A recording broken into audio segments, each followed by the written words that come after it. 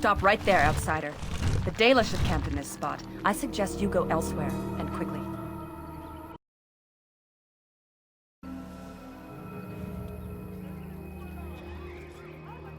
I find that hard to believe. What business could we Dalish possibly have with a group like yours? A Grey Warden? How do I know you're telling the truth? No, that's true. Perhaps I shall let the Keeper decide for himself. In the camp, I suggest you keep your hands to yourself, and remember that our arrows are still trained on you. Follow me.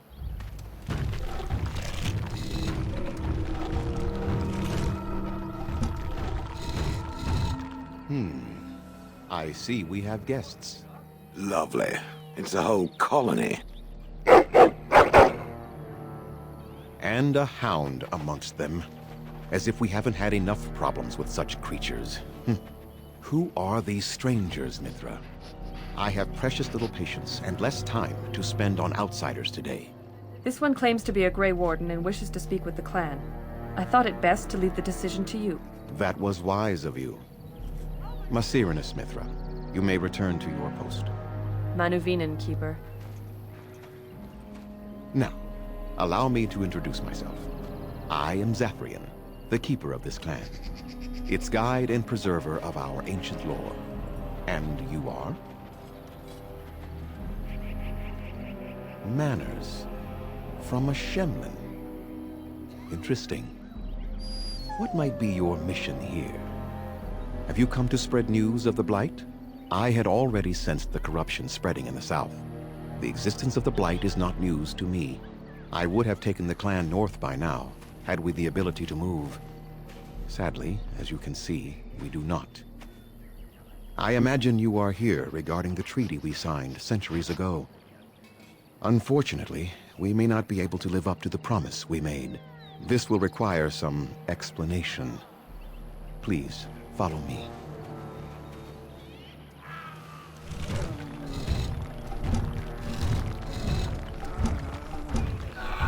The clan came to the Brecillian Forest 1 month ago, as is our custom when we enter this part of Ferelden. We are always wary of the dangers in the forest, but we did not expect the werewolves would be lying in wait for us. They ambushed us. And though we drove the beasts back, much damage was done. Many of our warriors lie dying as we speak. Even with all our magic and healing skill, we will eventually be forced to slay our brethren to prevent them from becoming beasts. The Blight's evil must be stopped. But we are in no position to uphold our obligations. I am truly sorry.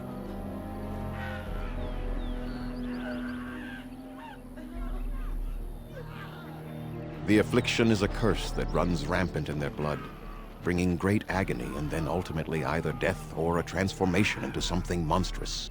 The only thing that could help them must come from the source of the curse itself. And that would be no trivial task to retrieve. No, but it is the one who made these werewolves come to be. Within the Brecillian Forest dwells a great wolf. We call him Witherfang. It was within him that the curse originated, and through his blood that it has been spread. If he is killed and his heart brought to me, perhaps I could destroy the curse. But this task has proven too dangerous for us. I sent some hunters into the forest a week ago, but they have not returned. I cannot risk any more of my clan.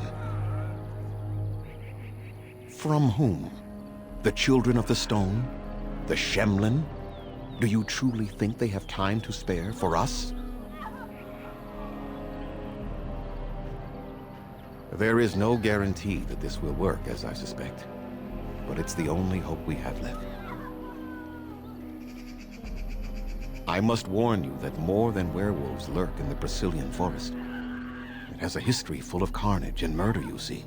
Where there is so much death, the veil separating the spirit realm from our own becomes thin, allowing spirits to possess things, living or dead.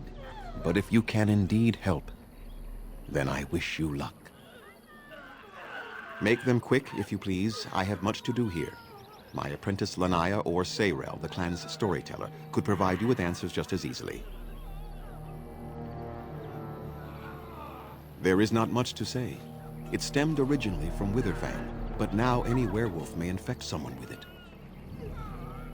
No. The ones from this forest, however, do.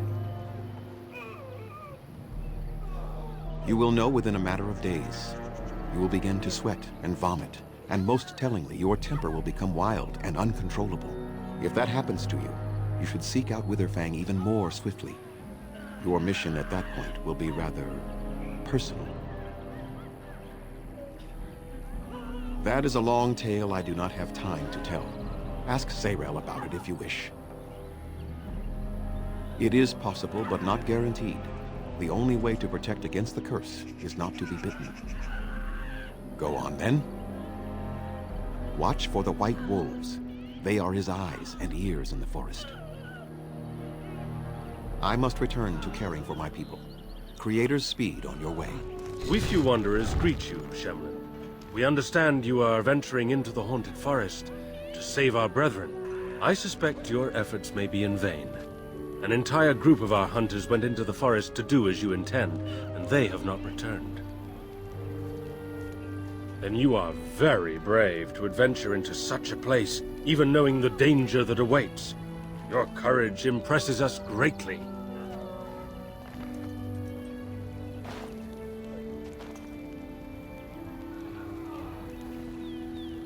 Perhaps you do not, but you are an outsider, and that we must rely on your largesse is a bitter pill for us to swallow. You are being most unkind, Zayrel. Would you refuse our hunters' help simply because of the hand that offered it? You shame me, Lethalan. I have allowed my bitterness to cloud my better judgment. Forgive me, Grey Warden. It is most difficult to forget the lessons the Shemlin have taught us. It is even more difficult when you live amongst them, trust me. Perhaps I can yet make amends. Stay while I spin a tale for our children. And then I will tell you of the forest if you desire. Come and join us then, all of you. Bah, the elf wants to tell stories. Do we truly have time for such drivel? I imagine an ancient being such as yourself would have many stories to tell, Indeed. I have 30 years' worth of tales involving pastoral village life and being defecated on by pigeons. Riveting stuff. And far more than that, I suspect. Now, what say we tell the story of the fall of the Dales? Which of you children knows that best? I think I do. Yes? Then come, child. Oh, don't be frightened of the outsiders. Now, where do you suppose such a tale should begin? When we were slaves? Yes. Long ago, our people were slaves to an empire the Shemlin had built on the darkest magic. They took away our history and our language and left us nothing. And then that empire fell. We were freed. Because Andraste came with her army, and Shartan joined her. Yes. Andraste, the Shemlin prophet, came out of the south and challenged the Tevinter Imperium. Our ancestor, Shartan, fought at her side. And when the rebellion came to an end, we were given a new homeland in the west, the Dales. We began to rebuild the culture and history we had lost in our years of slavery. We worshipped the creators and made the Dales our home. Perhaps you know what happened next, stranger. Do you know what happened to the Dales?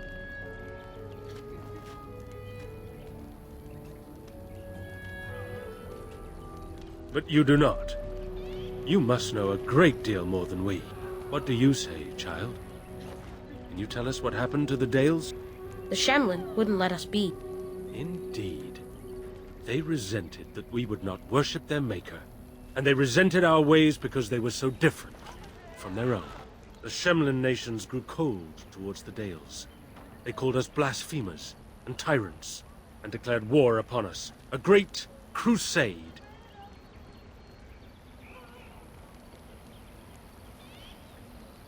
Told by whom? A history that has been dictated by the victors, no doubt. Oh, I am certain we played a part in our downfall. We believed that the Shemlin would not revoke their prophet's gift so lightly. We were wrong.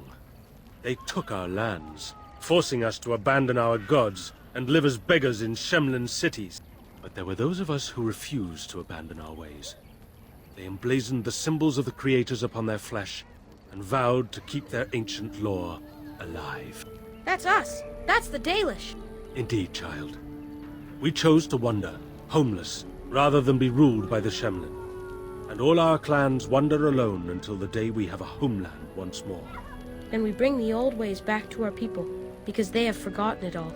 For we are the Dalish, the keepers of the lost lore. The walkers of the lonely path. We are the Elvenan, and never again shall we submit. And that is the tale of the Dales, stranger. Thank you for allowing us to tell it to you.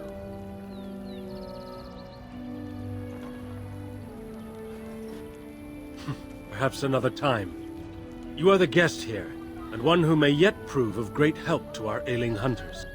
Now, as I said I would, I can tell you what I know of the Brecillian Forest. Do you wish to hear it? Our legends say that before the Shemlin came, the Brecillian Forest was a place of our ancestors that predated even our oldest homeland. The people of the Imperium came here, and gave the forest its name. If they found traces of our ancestors, we cannot say. If they did, those elves were slain or enslaved. We know only that a great many battles were fought here. These trees grow upon the graves of those who fell, Shemlin and elves both. So much death in one place tore the veil into the beyond. The Shemlin know the beyond as the Fade, the place of dreams and spirits. When the veil is torn, spirits pass into our world freely. The legends say that one great spirit possessed the wolf that became Witherfang, who passed its curse of rage onto men and created werewolves. So Zathrian insists. He says that Witherfang does not age, as the werewolves do. Witherfang is as much spirit as it is beast, and thus it is immortal. Perhaps it cannot even be slain. At the very least, it is old and powerful, much as Zathrian himself. The forest is said to be haunted. Spirits possess the trees, the wolves, even the bodies of the dead. They yearn for true life, you see. Who can say what value the Imperium placed on this land? And how many elves died here in slavery? Even the barbarians, who came to overthrow the Imperium, fought and died on this soil. No one knows. When the Shemlin lived in these parts, the curse would spread anew to a few of them with each passing year. They would run off into the forest, never to be seen again. Eventually, all the Shemlin left. One assumes the werewolves survive by passing their curse to their offspring. They have had no new blood. Until now, that is. It is said that one or two have turned already, though the Keeper denies it. As for the rest, they will either die or turn, unless they are killed out of mercy. I would rather die than become a ravening, soulless beast. Wouldn't you? One last warning. The forest is like a thing alive. It changes as it wills, closing paths behind you and opening up new ones. Too many have become lost within, unable to find their way out. Were I you, I would endeavor not to make the forest my enemy. Underanitishan, Grey Warden. My name is Lanaya. I am Zathrian's first, what you might call an apprentice, perhaps. I've been studying under the Keeper all my life. I am a bit curious of the outside world. Do you mind if I ask you a question or two?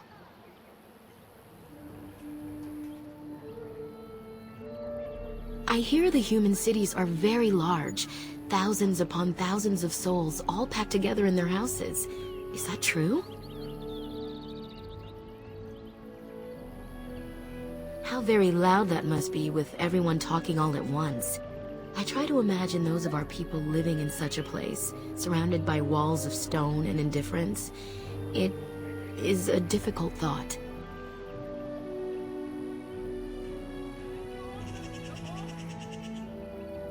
Being accustomed to pain and suffering does not make it any less tragic. It is said that one day we will have a land of our own. We Dalish gather the ancient wisdom in preparation for this. When that day comes, all elves, even those who have forgotten, will reclaim their former glory. I have a question, if it's not too impolite to ask. Do your people regret what they did to ours?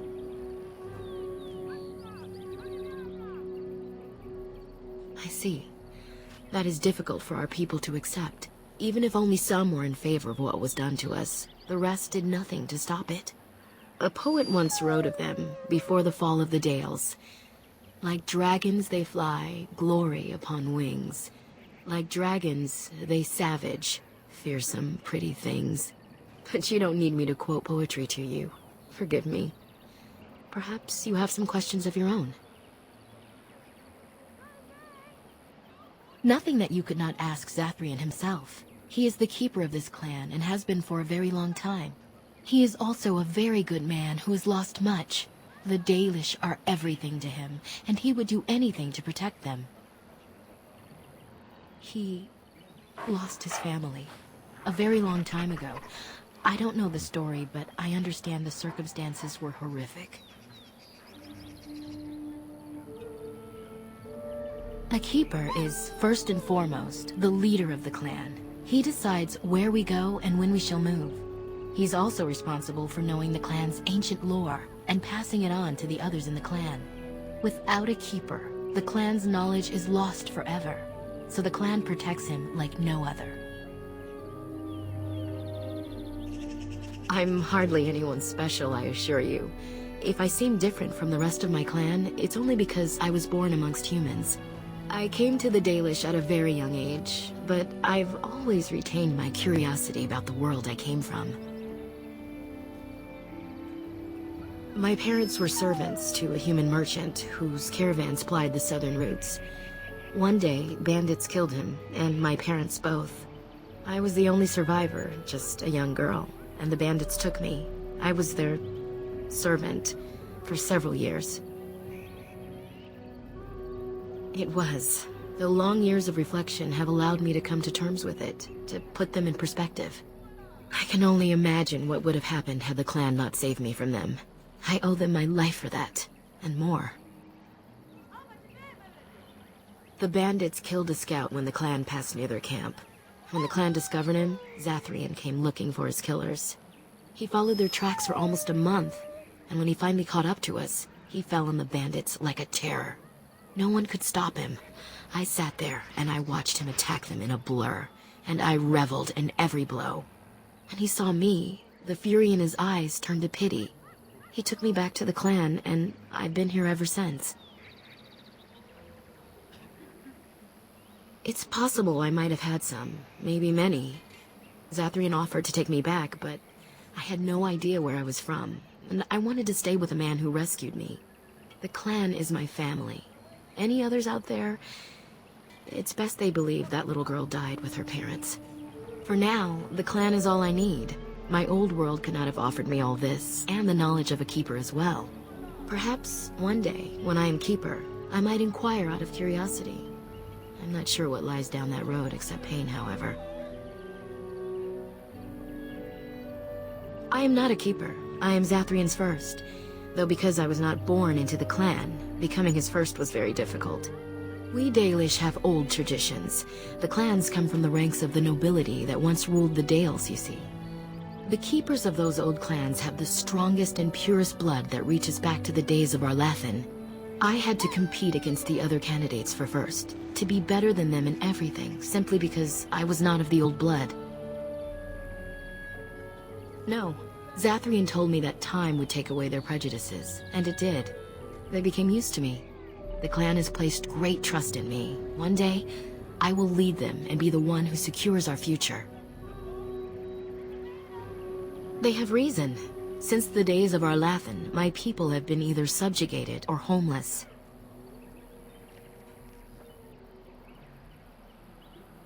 That was our second homeland.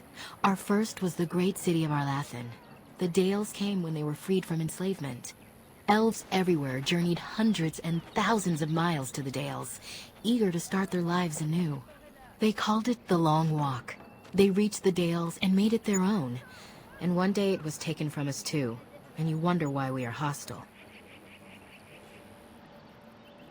Aren't you?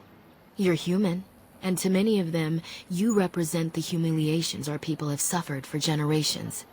You may not have been personally responsible, but such feelings are not easily overruled by logic or fairness. I was not born here, so I see things differently from the others. Still, I do not blame them for what they feel. Perhaps this may change one day, but I believe the humans would have to take the first steps, if they are capable. It requires an individual to prove he is not the outsider we have come to expect. Your own task to help our clan is certainly a step in the right direction. It was our ancestral home, long ago when the humans first came to these lands. We were free then, and immortal. We did not know how to deal with the humans, and in the end, they turned their power against us and destroyed our Lathan. Our ancestors were enslaved, and our culture lost forever. Not to my knowledge. According to the old tales, the human mages sank our Lathan into the ground, crushing it beneath the rock. The Tevinter Imperium was a force to be reckoned with. It was ruled by mages with powerful blood magic. Though our Lathan fought, they lost. They died, but not of an aged body as other races do. Not until the humans came. According to the legends, association with humans caused us to quicken. Our blood sped, and we began to age. So we avoided them naturally. And then we were enslaved by them for 1,000 years. And in so doing, we all were quickened permanently and our immortality destroyed. Or so the old tales say. In time, and with seclusion, we Dalish have lengthy lifespans, and they will get longer. Zathrian himself has lived many centuries, though that is unusual even for us. Yes, after a millennium of slavery, Andraste herself freed our people, she who was your maker's chosen. We worship the creators, as we always have. We give thanks to Andraste for her part in our freedom, but we do not worship her, or her god. Shemlin, we call them. Quick children. I suppose it takes a certain arrogance to look upon another people as children, no? Perhaps we should be more heedful of our own role in our Lathan's loss. Even so, it was a bitter lesson to learn. One we are not grateful for. Certainly. As you wish. Darth Shiro. The Watchwolves have spoken truly, my brothers and sisters. The Dalish sent a human of all things to repay us for our attack, to put us in our place. What bitter irony. We are beasts, but we are no longer simple and mindless. Let that thought chill your spine. You speak to Swift Runner. I lead my cursed brothers and sisters. Turn back now. Go back to the Dalish and tell them that you have failed. Tell them we will gladly watch them suffer the same curse we have suffered for too long.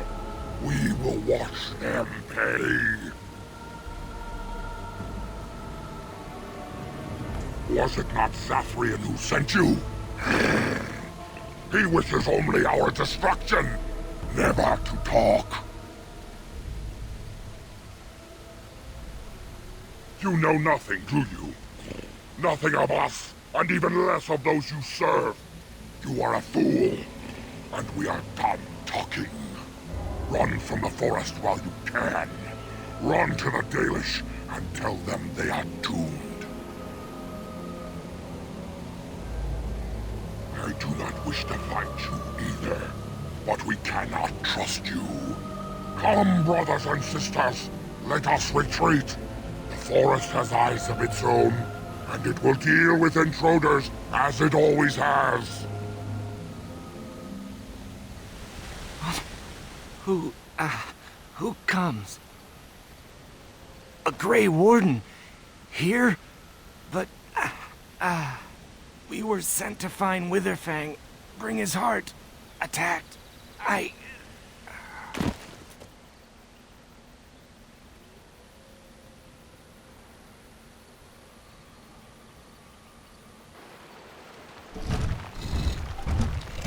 And Darren Atishan, Grey Warden. Our scouts saw you approaching and tell me you carry the body of one of our hunters with you. Ah, Dagon. He is wounded, but I think he will live. I'm glad we were able to help him. Thank the Maker we returned to the Dalish in time. He must have watched over this man. Mas Sirenas, your help is appreciated. Come, Lethaline, let us take Dagon to the Keeper, and quickly. If we are lucky, we may still save him.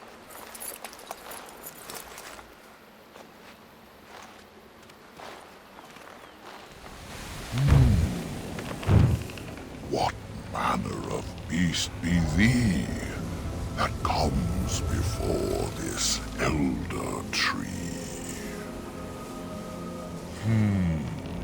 Aware, thou sayest?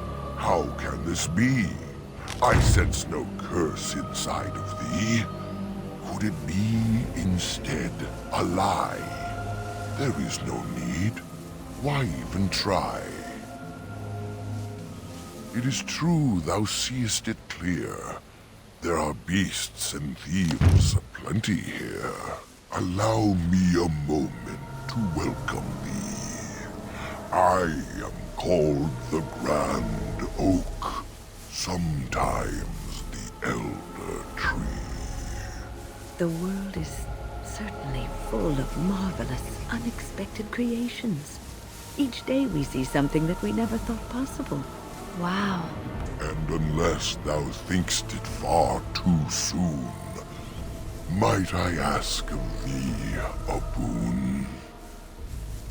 I am an elder oak and nothing more. Though once I dreamt of a time before when I roamed the world and howled with pain, not of this world, but twixt and twain. Perhaps I was a spirit then, a wandering thing drawn to this glen. But then that spirit joined with a tree. Since then, a tree is all I be.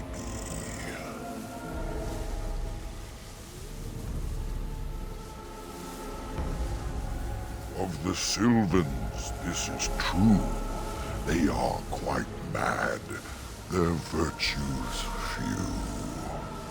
A spirit trapped within a tree, no mouth to scream, nor eyes to see. A cage of bark, a prison wood, a thing of rage where nature stood. So twisted Sylvan they become. But I am not the same as some. I accept my fated oaken home. I feel no need to rage and roam.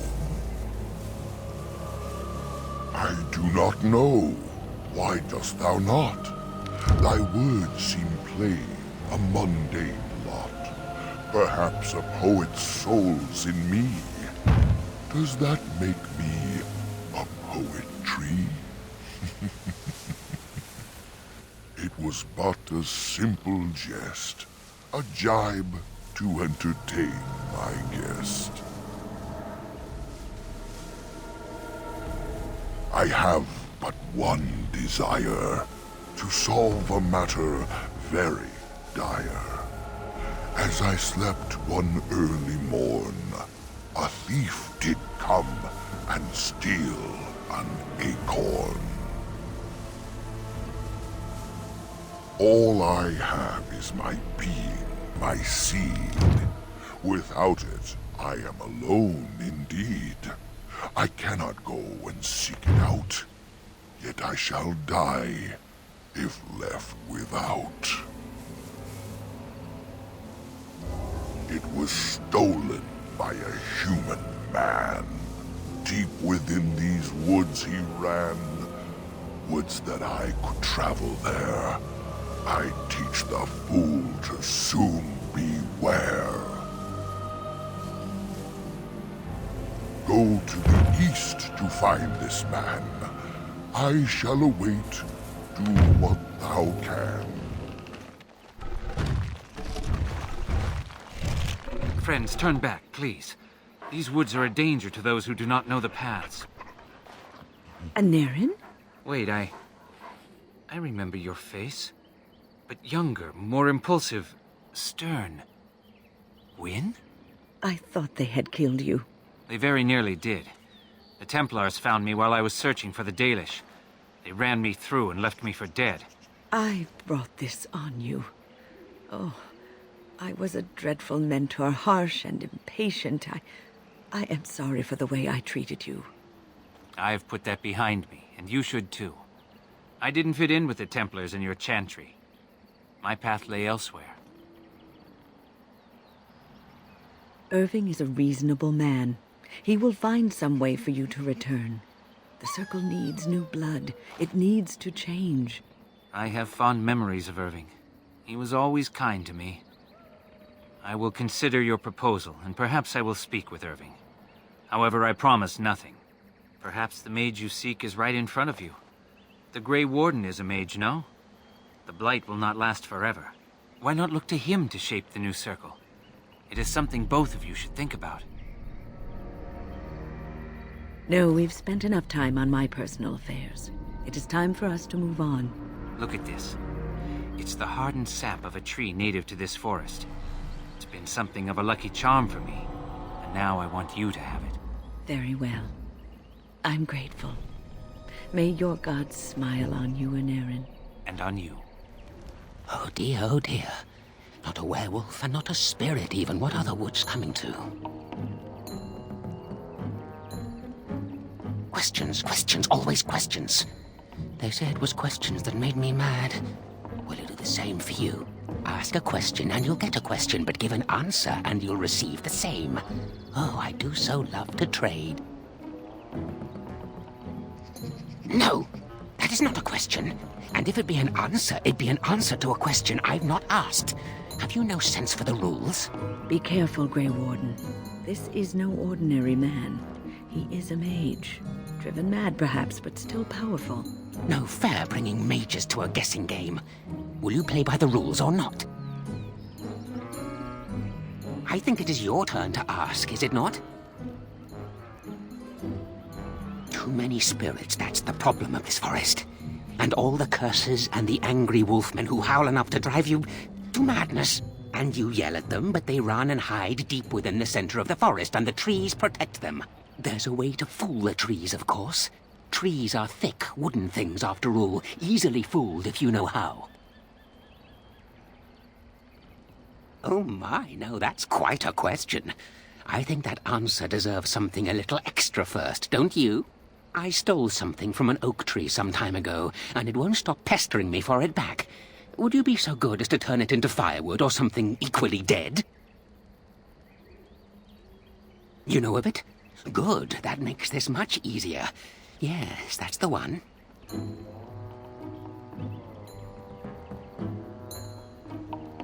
It's up to you. Yes, indeedy. Your choice. Time to move on now. May I? Oh, yes, I think I might. Now, what shall be the first? Oh, yes. What is your name? Aha, so you claim. They sent you, didn't they? But you're too tricky, and you're trying to fool me. Well, I'm on to you, just so you know. But it is your turn to ask now. Ask. Ask away, I dare you. Ah, suddenly it all becomes clear. You hear that talking tree there? It all makes sense now. As a matter of fact, yes. I do have that tree's acorn. I stole it, and it was easy. Silly tree should have locked it up tighter. If you want it, you'll have to trade me for it. And nothing from that silly tree. No leaves or branches or anything. But that's all I have to say about that. An answer for an answer. There you go. May I? Oh, yes, I think I might. Where were you born? So you say. Fiendishly clever of you to maintain this facade for so long, but I will see through it yet. Mark my words. But it is your turn to ask now. Ask. Ask away, I dare you. Let's see. I'll trade you an acorn, a helmet I found, or a book I finished reading years ago, provided you have something interesting in return. And what do you have to trade for the book? Songs? What kind of songs? Learning a good song or two might keep the mice away at night. Give me that. There. Now that's done. What else have you got on your agenda, May I? Oh yes, I think I might. Let's see. Do you have a knowledge of the arcane arts? Aha! I knew that. Or did I? I forget now. But if you are a mage, that means that they sent you. Huh? Or does it? Drat. But it is your turn to ask now. Ask. Ask away, I dare you. Of course. The acorn and the helmet both, naturally. And what do you have to trade for the helmet? Elven history, you say? That might make for good reading by the moonlight. Or it'll be better than using leaves. Give me that. There. Now that's done. What else have you got on your agenda, May I? Oh yes, I think I might. What is your relationship with your father?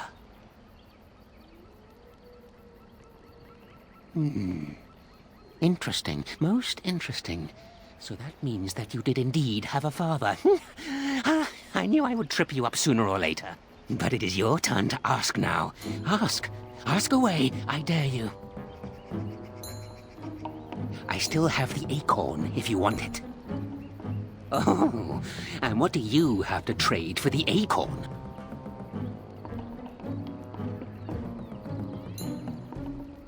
Oh, made by the elves, yes? Show me. Ooh, shiny. I could lure a few ravens with that pretty. I'll be feasting for weeks, months even. Give me that. There. Now that's done. What else have you got on your agenda, May I? Oh yes, I think I might. Have you ever seen the Grand Cathedral of Valroyo? Drat! I've always wondered what it looked like. Oh well, it was worth a question. Your turn. Who am I? Why do you want to know? Did they send you? Did they tell you to ask? Ah!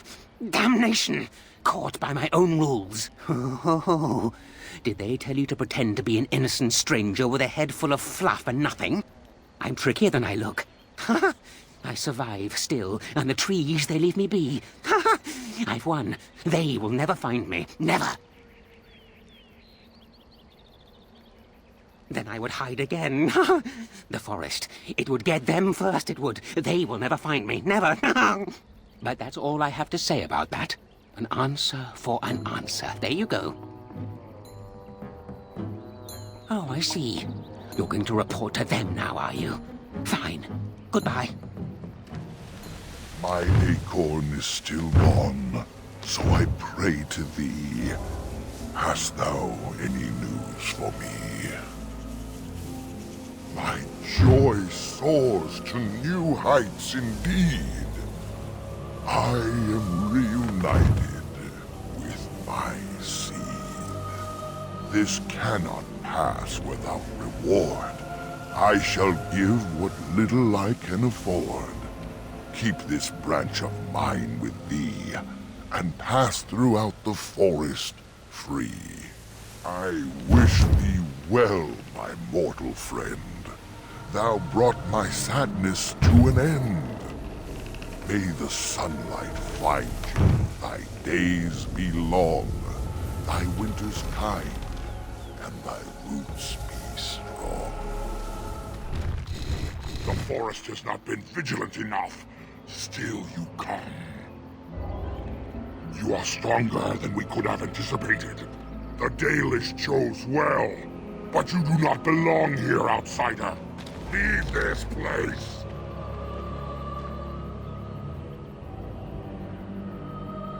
You came even though we warned you not to. You are as treacherous as the Dalish. We will not allow harm to come to Witherfang.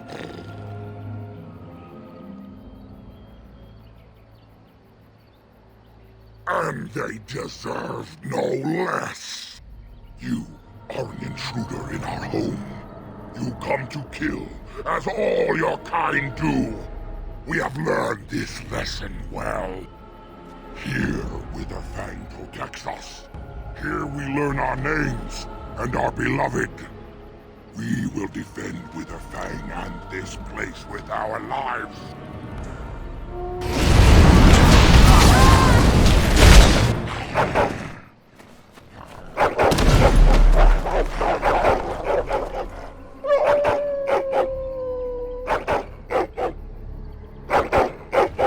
We are invaded! Intruders have deceived their way into the forest's heart. Fall back to the ruins! Protect the lady!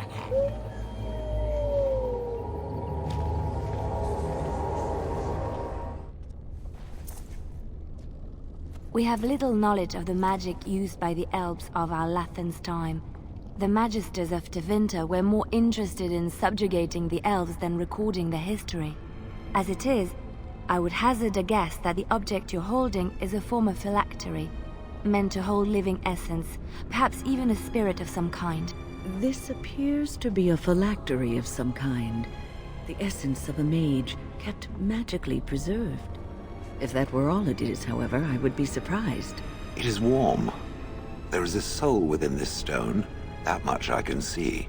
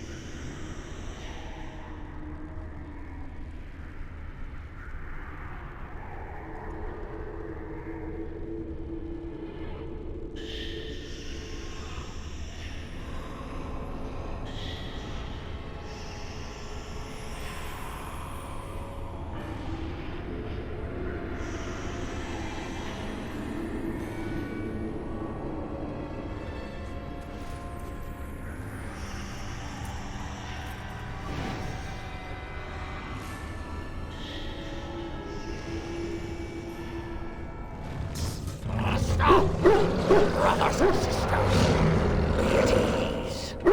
We do not wish any more of our people hurt. I ask you this now, outsider.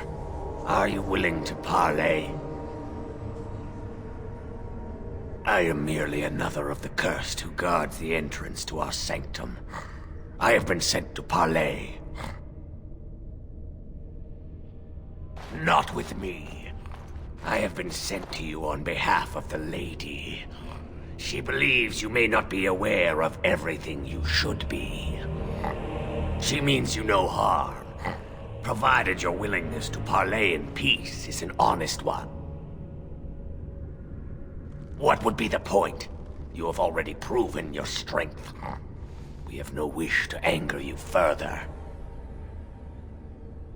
Swiftrunner did not think it would matter.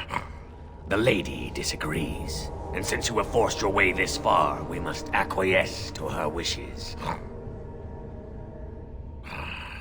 She is not Witherfang, but she can tell you of Witherfang if you ask. But first, you must agree to parley. It wishes to speak to these creatures? What is the point? We've slaughtered our way this far. What's a bit further? Fine.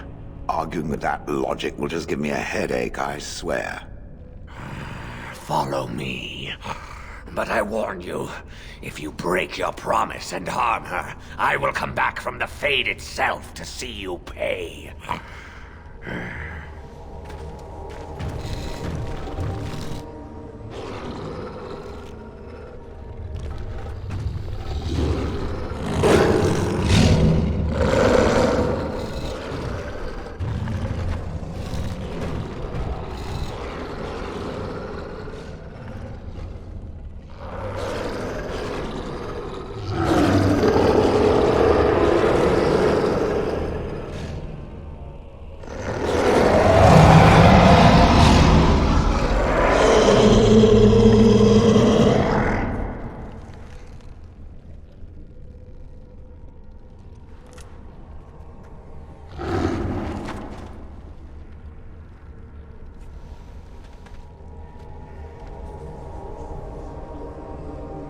I bid you welcome, mortal.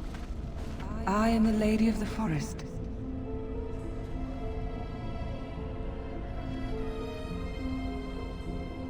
No, that I am not. If I could have revealed myself sooner, I would have. Do not listen to him, lady. He will betray you. We must attack him now. Hush, Swift Runner. Your urge for battle has only seen the death of the very ones you've been trying to save. Is that what you want? No, my lady. Anything but that. And the time has come to speak with this outsider, to set our rage aside. I apologize on Swift Runner's behalf. He struggles with his nature. Truer words were never spoken. But few could claim the same as these creatures, that their very nature is a curse forced upon them. No doubt you have questions, mortal. There are things that Zathrian has not told you. Because there are things that he would not tell. Things that you should decide for yourself, whether you need to know. It was Zathrian who created the curse that these creatures suffer. The same curse that Zathrian's own people now suffer. Centuries ago, when the Dalish first came to this land, a tribe of humans lived close to this forest.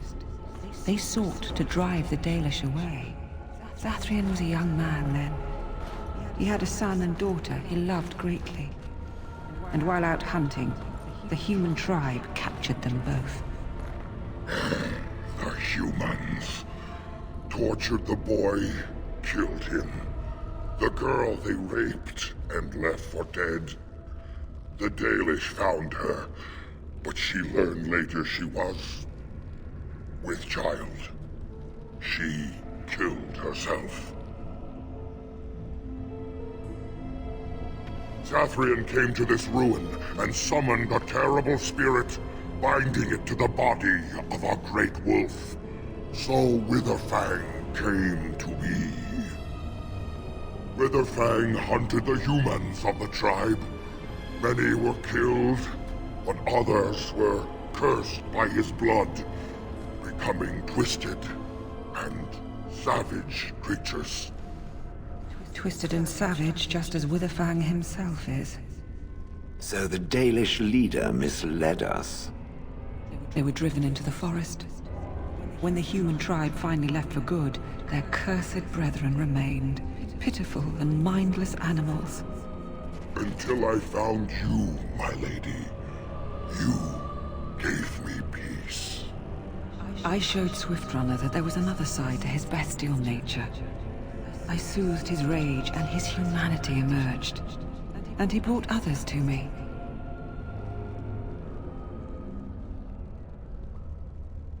In part, we seek to end the curse. The crimes committed against Zathrian's children were grave, but they were committed centuries ago by those who are long dead. Word was sent to Zathrian every time the landships passed this way, asking him to come, but he has always ignored us. We will no longer be denied. We spread the curse to his people, so he must end the curse to save them. Please, mortal. You must go to him. Bring him here.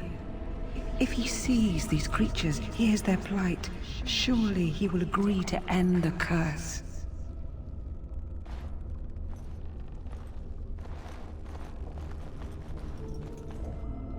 If Zathrian comes, I shall summon Witherfang. I possess that power. I also have the power to ensure Witherfang is never found. Tell Zathrian this. If he does not come, if he does not break the curse, he will never find Witherfang, and he will never cure his people. I believe there is. There must be. If there is no way, then he dies. Then they all die. And we shall await your return. Outside of this chamber, the passage leading back to the surface has been opened for you. Return with Zathrian as soon as you can.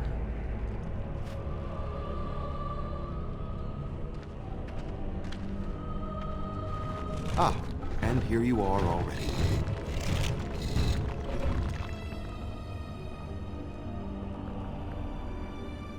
I am a keeper, with access to powers your king has long forgotten. I was never barred from this place. I don't like this one. Can we not simply crush its head? There was no way to tell what would happen once you reached this ruin, so I decided to come myself. Just so, did you? So you wish to play games? I can sense you do not have it. Why are you leaving the ruin?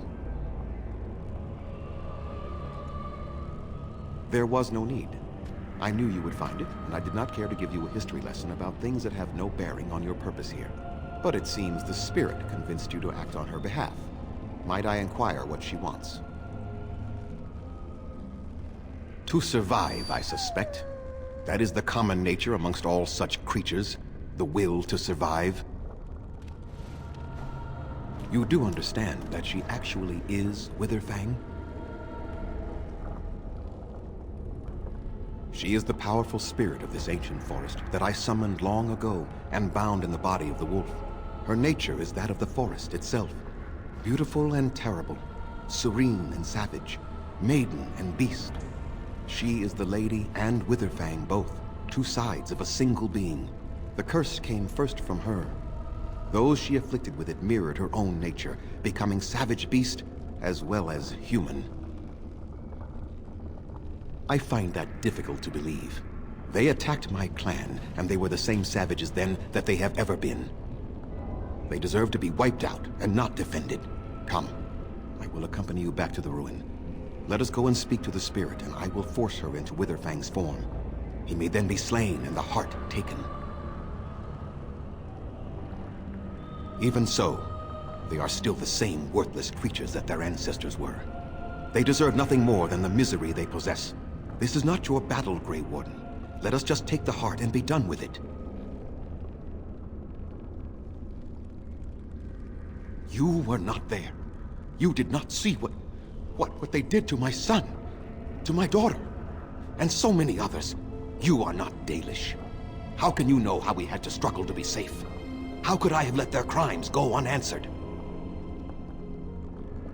Tell me, if you held your own daughter's lifeless body in your arms, would you not also have sworn an eternity of pain on those who did such to her?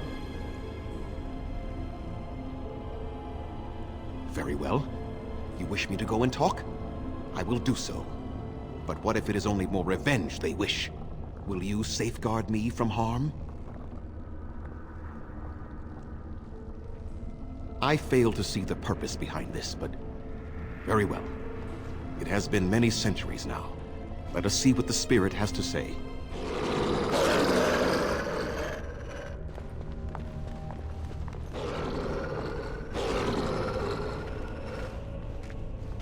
So here you are, spirit. She is the lady of the forest. You will address her properly. You've taken a name, spirit? And you've given names to your pets? These beasts who follow you? It was they who gave me a name, Zathrian. and the names they take are their own. They follow me because I help them to find who they are. Who they are has not changed from whom their ancestors were. Wild savages, worthless dogs. Their twisted shape only mirrors their monstrous hearts. He will not help us, lady. It is as I warned you. He is not here to talk. No, I am here to talk, though I see little point in it. We all know where this will lead. Your nature compels it, as does mine. It does not have to be that way. There is room in your heart for compassion, Zathrian. Surely your retribution is spent. My retribution is eternal, Spirit. As is my pain. This is justice, no more. Are you certain your pain is the only reason you will not end this curse? Have you told the mortal how it was created? And so he did. Witherfang and I are bound as one being. But such powerful magic could not be accomplished without Zathrian's own blood. Your people believe you have rediscovered the immortality of their ancestors, Zathrian, but that is not true. So long as the curse exists, so do you. No! That is not how it is! I did it for my people. I did it for my son and my daughter. For them, for justice, I would do anything. The curse would not end with Zathrian's death. His life, however, relies on its existence. And I believe his death plays a part in its ending. Then we kill him! We tear him apart now! For all your powers of speech, you are beasts still. What would you gain from killing me? Only I know how the ritual ends, and I will never do it. Ha! You see? We must kill them all! See? They turn on you as quickly. Do what you have come here to do, Grey Warden, or get out of my way. Then you die with them. All of you will suffer as you deserve.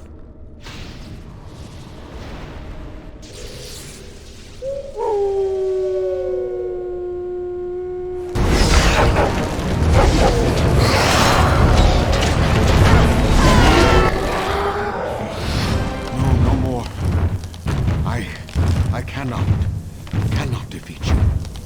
Finish it! Kill him now! Oh, somebody please kill somebody. No! Don't kill him! Please, lady, stop him! No, Swiftrunner. We will not kill him. If there is no room in our hearts for mercy, how may we expect there to be room in his? I cannot do as you ask, Spirit. I am too old to know mercy. All I see are the faces of my children, my people. I cannot do it. Perhaps I have lived too long. This hatred in me is like an ancient, gnarled root. It has consumed my soul. What of you, Spirit? You are bound to the curse just as I am. Do you not fear your end? You are my maker, Zathrian. You gave me form and consciousness where none existed. I have known pain and love, hope and fear, all the joy that is life. Yet of all things, I desire nothing more than an end. I beg you, Maker, put an end to me. We beg you, show mercy. You shame me, Spirit. I am an old man, alive long past his time. Then you'll do it? You'll end the curse? Yes, I think it is time. Let us put an end to it all.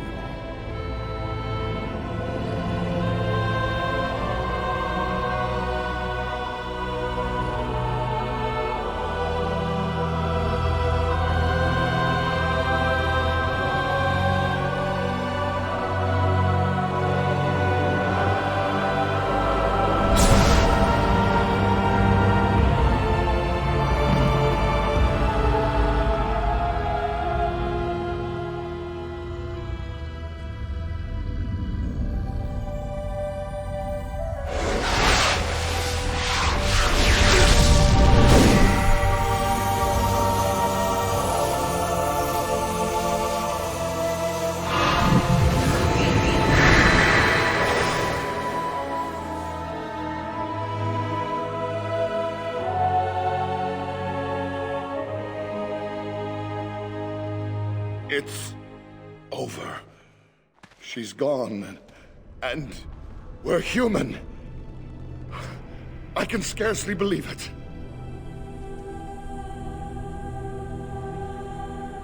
Compared to the beast inside that we had to fight every moment, this is just fine. It feels glorious. We'll leave the forest, I suppose. Find other humans, see what's out there for us. It should be quite interesting, don't you think? Thank you. We'll never forget you. It is done. Zathrian has banished all traces of cursed blood from the hunters. It is too bad that Zathrian had to die. I felt it when he departed. I think he was ready to go. I suspected. But Zathrian did not like to talk about that. Nonetheless, the curse is over, and no one else will be subjected to it. It will be difficult to fill Zathrian's shoes. He was our keeper for many centuries, and he will be sorely missed. But I am keeper now. Let me say it officially then. I hereby swear to uphold the terms of the ancient contract our people formed with the Grey Wardens.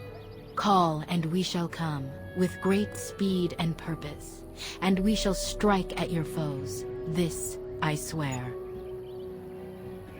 It has been a long time since the Dalish marched to war, but I trust that in the end, we shall make a difference for you. Stop. Don't kill him. He is no common bandit. None of them were. Their weapons and armor are of fine make, and they are well trained. You know what I'm talking about, don't you? Who are you? Someone who regrets taking you on. I was told it would be an easy job. Kill the little red-haired girl. Deal with the others as we pleased. Kill the... You came to kill me? It could. You may be right. Who sent you? Why am I wanted dead? I don't pay to ask why someone wants someone else dead. I just need to know what to do and where to get my money. Ha! Money. I'll be lucky to get away with my life, it seems. Maybe we could work something out. You like the idea? Speak quickly. I've no real quarrel with you. Wasn't me that wanted you dead. But I know how you can find the one who does. I have some directions written down on how to get to the house. It's in Denerim. Yeah, it's the best I can do. Thank you. Now leave. I never want to see you again. Don't worry. I'll not trouble you no more. It's Marjolaine. It has to be. I thought the same. Maybe someone saw me. Maybe she's finally found me and wants to finish what she started. Perhaps it's time to settle this score for good. Here I am. Oh, this should be good. Go ahead. I know little enough of the Dalish other than the fact that my mother was one, or so I was told. She had fallen in love with an elven woodcutter and accompanied him back to the city, leaving her clan behind for good. And there, of course, the woodcutter died of some filthy disease and my mother was forced into prostitution to pay off his debts. Oldest tale in the book. Is it? It seemed normal enough a tale growing up. No different than the other elven boys in the whorehouse. I didn't know my mother either, of course. She died giving birth to me. My first victim, as it were. We were all raised communally by the whores. It was a happy enough existence, ignoring the occasional beating. Until eventually I was sold to the crows. I brought a good price, so I hear.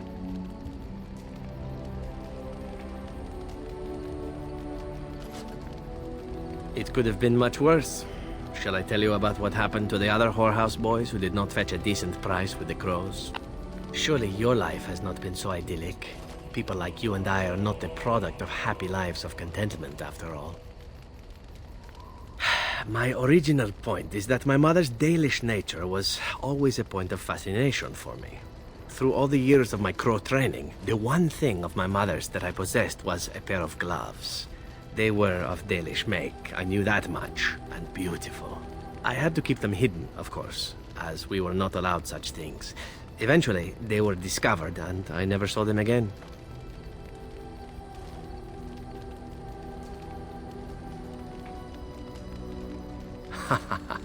Oh, there has been plenty. To tell the truth, it is because I expected nothing more. Still, even I eventually thought that it would be better for me if I ran off to join the famous Dalish when one of their clans drew near Antiva city. Naturally, the reality did not live up at all to the fantasies I had constructed as a boy, staring at those gloves. But such is life. Come, enough talk of the Dalish. Let us move on.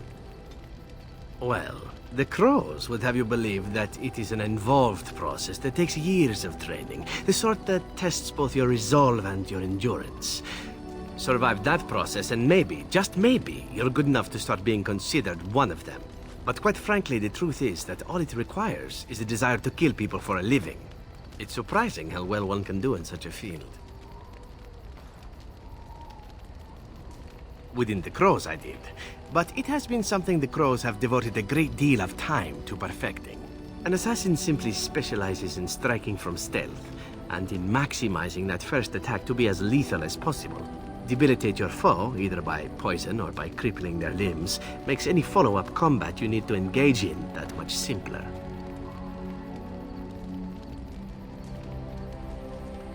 See? Getting paid for the act is beside the point.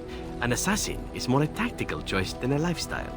Of course, the Crows like to pretend that their abilities are trade secrets, shrouded in shadows and wrapped in a blanket of mystery. So let's just keep this between you and me, shall we? And why not? There are many things to enjoy about being a Crow in Antiva. You are respected, you are feared, the authorities go out of their way to overlook your trespasses, even the rewards are nothing to turn your nose up at. As for the killing part, well, some people simply need assassinating. Or do you disagree? Now there's an interesting word, innocent. How many men do you know who can claim to be truly innocent? But if you're talking generalities, such as children and relatives and bystanders and such, never on purpose. But it happens. It's unfortunate, but death comes to us all. If not me, then some wasting disease, or a fall down the stairs, or at the hands of a darkspawn. It's all relative in the end. Death happens, as we like to say, and when I get paid for it, death happens more often. As far as enjoying the act of killing itself, why not? There is a certain artistry to the deed, the pleasure of sinking your blade into their flesh and knowing that their life is in your hands. It is not pleasure per se, nothing sexual. It is more a sense of satisfaction, a feeling of power. Does that make sense? No matter. There are many things I did not enjoy about being a Crow, of course. Having no choice, being treated as an expendable commodity, the rules, oh, so many rules. But simply being an assassin, I like it just fine. I will continue to do it if I can, even if I am not a Crow. Honestly, could you picture me doing something else?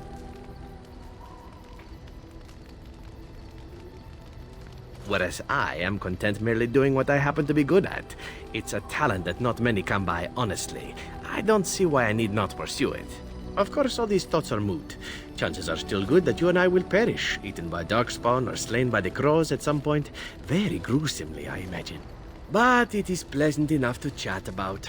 Come, let's move on while our boots still have some wear in them. Oh, you wish to know about Antiva, do you? The only way to truly appreciate it would be to go there. It is a warm place, not cold and harsh like this Ferelden. In Antiva it rains often, but the flowers are always in bloom. Or so the saying goes. It is fine enough with its dogs and its mud. The people are spirited, even if they can't tell the difference between an assassin and a mere killer. I hail from the glorious Antiva city, home to the royal palace. It is a glittering gem amidst the sand, my Antiva city. Do you come from someplace comparable? You have me there, indeed. I, for one, can make no such claim, as I never laid eyes on the woman. You know what is most odd? We speak of my homeland, and for all its wine and its dark-haired beauties and the lilo flutes of the minstrels, I miss the leather the most. I mean the smell. For years, I lived in a tiny apartment near Antiva City's leather-making district, in a building where the crows stored their youngest recruits, packed in like crates. I grew accustomed to the stench, even though the humans complained of it constantly. To this day, the smell of fresh leather is what reminds me most of home more than anything else. Oh, not so long, I know. It is my first time away from Antiva, however, and the thought of never returning makes me think of it constantly. Before I left, I was tempted to spend what little coin I possessed on leather boots I spotted in a store window. Finest Antivan leather. Perfect craftsmanship. But I was a fool to leave them. I thought, Zevran, you can buy them when you return as a reward for a job well done. More the fool I, no?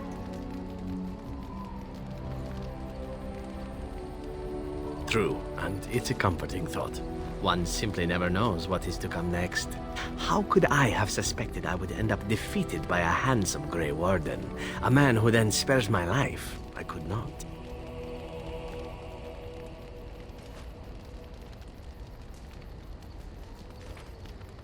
Even Grey Wardens who spare the lives of assassins? Understood. Now, if it is all the same to you, I would prefer not to speak more of Antiva. It makes me wistful and hungry for a proper meal. You called. Speak, then. We have no mages such as you do. We have beasts in the shape of men who perform tricks.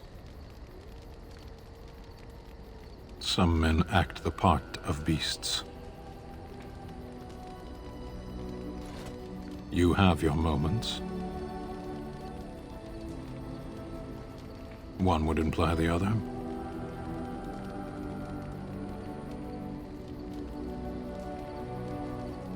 As a fish stranded by the tide knows the air, or a drowning man knows the sea, so does a mage know magic. Knowledge is one half of wisdom, but there are many things that can only be known too late. Parshera, are we going to fight the Darkspawn, or chatter until they grow bored and leave? Very well. I misspoke. They are not beasts. Beasts learn eventually. Mages? Is there some reason you insist upon discussing this? I applaud your attempt to pursue knowledge, irritating as it may be.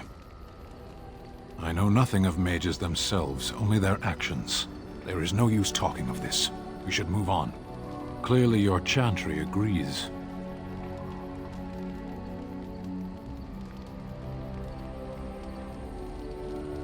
My people have a tale. An Ashkari walked among the fields once, observing the laborers at work. Flax bloomed all around him, the color of still water. The air rippled like a curtain. As he stopped to examine a blossom, a bee stung him on the hand. The Ashkari turned to a laborer for aid and noticed for the first time the heavy gloves and coat she wore. As she tended to him, the Ashkari asked them why she was dressed so in such stifling heat. "To avoid your fate," she replied. "But there are many thousands of bees here," the Ashkari said to her, "and only one stung me. Surely your caution is unwarranted." "The stinger is always a surprise," agreed the laborer. "But so is the bee that simply passes one by." I've been saving them up. We should not linger here. As you wish. I've watched a lot of humans in my time. It should be aware that I've decided that it is not much like any of them.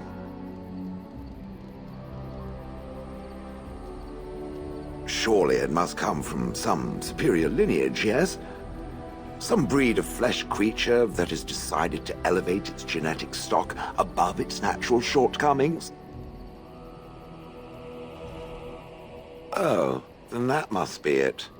I knew there had to be some reason, it being a human and all. I would appreciate if it didn't spread around that I said anything. Humans might start to get the wrong idea. They might start thinking their race is not completely hopeless. Indeed. Can it imagine the horror? Oh. Now, let us crush something into a fine paste before it starts to think I've gone all soft. Perish the thought. It speaks.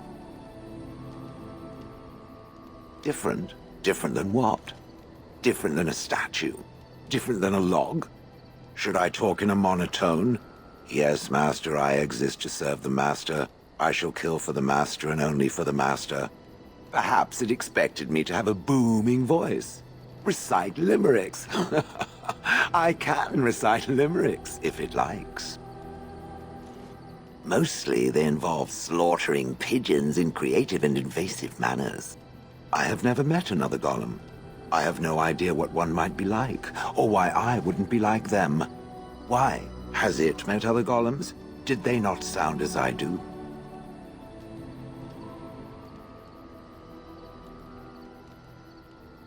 I don't know what other golems might be like, but I am already superior by virtue of my free will. This is a good thing.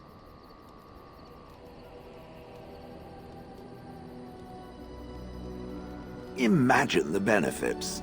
No need to eat or sleep or perform other functions. Walk underwater, crush the heads of every opponent. The possibilities are limitless. Barring the occasional 30 years or so of paralysis, there's little to compare. Now stop talking so much. The wagging of its moist little tongue is distracting. I like to think of them as accessories. I suspect that it is an art that was practiced when golems were more, commonplace. My former master collected whatever lore he could find on the subject. He searched far and wide to collect what crystals he could and then added them. It is not an unpleasant sensation. So I would assume. My former master enjoyed poking around the ruins in the deep roads after all, and bartering with others who did. As I understand it, the crystals allow me to alter the flow of magic around me. Wilhelm had hoped to turn me into a battery of mana, something he could tap at will. Not really, although now that I think of it, these attempts may be what caused my disruption. Some of the crystals increase the presence of mana, some absorb or reflect spells. There are various kinds. All I can promise is that should it ever find one of these crystals, I can likely tell it the function and what it would do if added to me. Why not? I don't get to wear clothing and other adornments like the rest of you creatures after all. That answers its question, I assume? Unless it has more. Oh yes, that I remember quite well. My former master, the Mage Wilhelm, he brought me. As I recall, he had acquired some position with whatever lord ruled the land. I, being little more than a glorified possession at the time, was brought along. Oh, how he enjoyed impressing the villagers with me. Gollum, snarl at that villager there, be fearsome. And of course, I would have to do it.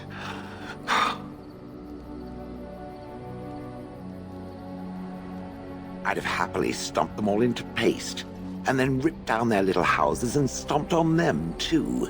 In fact, after 30 years of watching them, I'd do it twice. What I didn't like was being ordered to do it. Dangled in front of those frightened morons like some scary thing. Once I was a statue, it took those villagers years before they'd even approach me. The first one to actually work up the nerve to touch me urinated himself. Ugh. That is where Wilhelm kept me. He wanted me out in the open where I could be frightening like a scarecrow. I was supposed to watch for thieves. Pah! Plus, his wife didn't want me indoors. She said there wasn't room for me. Hag.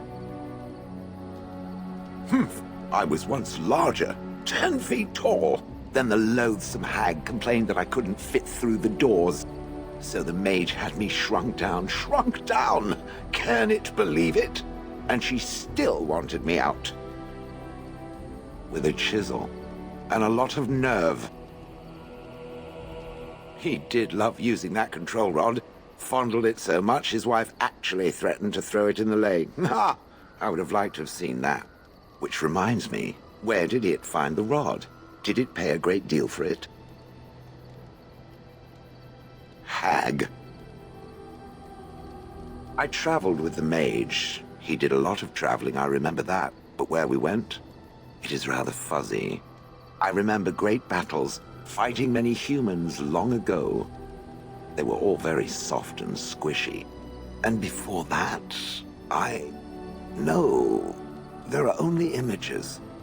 I was somewhere dark. I have no idea. Wilhelm used to brag that the dwarves stopped making golems centuries ago. I do not age as you soft creatures do. Sadly, my memory is no better. Plus, I get bored and stop paying attention. Good. I was just about done talking about it. It does like to have a good chat now and again, doesn't it? That part I know, as Wilhelm often bragged about it to whomever was willing to listen to him. He claimed to have found me in the deep roads. I was in the ruins of a Tig, he said, deactivated, with my control rod not far away.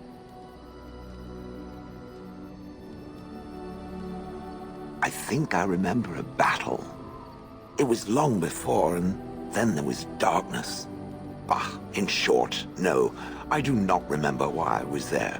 It makes no difference. It was a hobby of his, scavenging. One of the reasons he traveled so much is that he was looking for entrances into the deep roads, old places the dwarves had long forgotten. And then he would sneak down and search for magical treasure, before anyone was the wiser.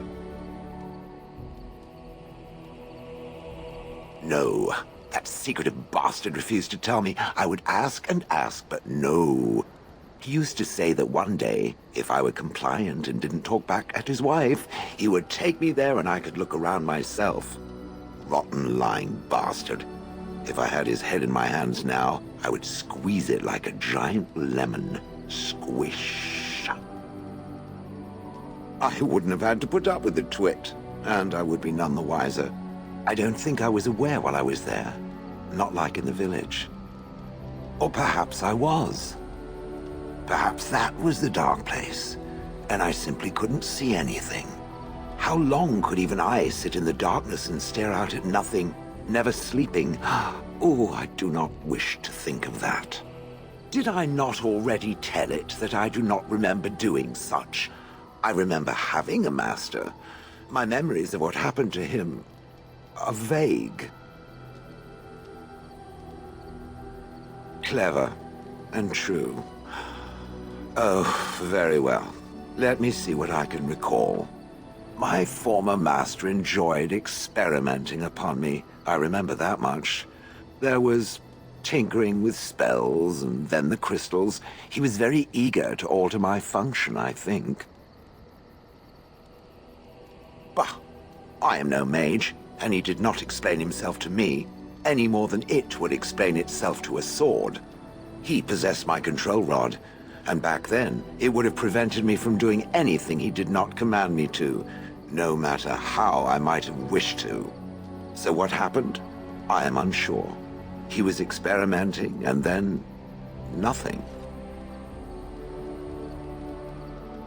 Oh, ho, ho. It does like to laugh, does it? But who knows? I may have such a thing. And then he was gone. I was standing where I was, in the village, and I could no longer move. The villagers came, poked and prodded me in fear, and then realized they could neither move me nor destroy me. So they simply left me. And in time, I forgot I hadn't stood there all along.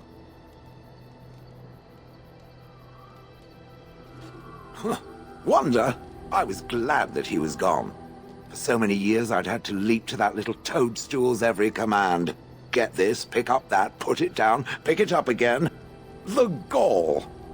At first, I'd hoped he'd simply decided to leave me there paralyzed. An acceptable trade-off. After years passed, I simply stopped caring.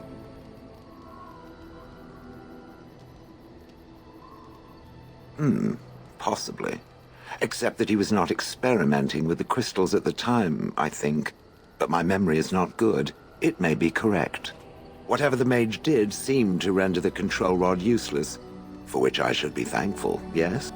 And provided it doesn't decide to copy his experiments, not that I would allow it, it is nothing to fear from me. Much. The things that it fights, and it fights things often, that is a different story. I do not sleep, so yes, and I thank it for reminding me. Try to imagine, if it will, what it would be like to be surrounded by nothing but boring peasants, all oblivious to it. And then there were the birds. A whole village full of pigeons and ravens and sparrows all perching on me day in and day out. Those foolish villagers would spread birdseed near me, drawing the birds, because they thought having birds perch on me was quaint. Quaint! If there hadn't been the occasional kind soul to scour me clean, I don't care to discuss this anymore. Thank you so much. Yes, you led me to an errand. You persisted, even though I was sure all you were going to find was a dead end. I will never be able to repay you for what you've done for me. Finding an errand allowed me to bring that chapter of my life to a close. I feel free. A great weight has been lifted off my heart. This moment, it feels like the moment before the sunrise, when all the world is still, holding its breath, waiting for first light. I can stop thinking about my past and look forward to the future. Thank you, my friend. You will always have my gratitude. Have you given any thought to what Anarin said? There is wisdom in his words. You are a mage, and you could be what the Circle needs most.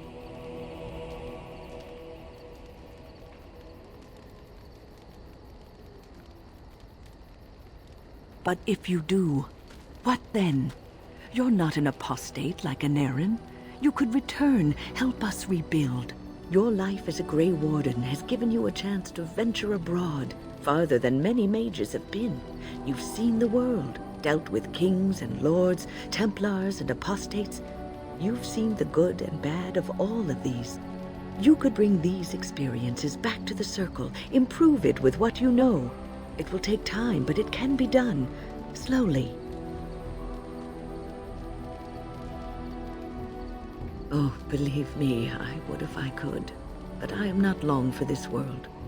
Day by day, I feel myself weakening. I will not live to see the Circle rebuilt and made stronger and more glorious. This will be a dream I take to my grave. It doesn't have to be a dream for you.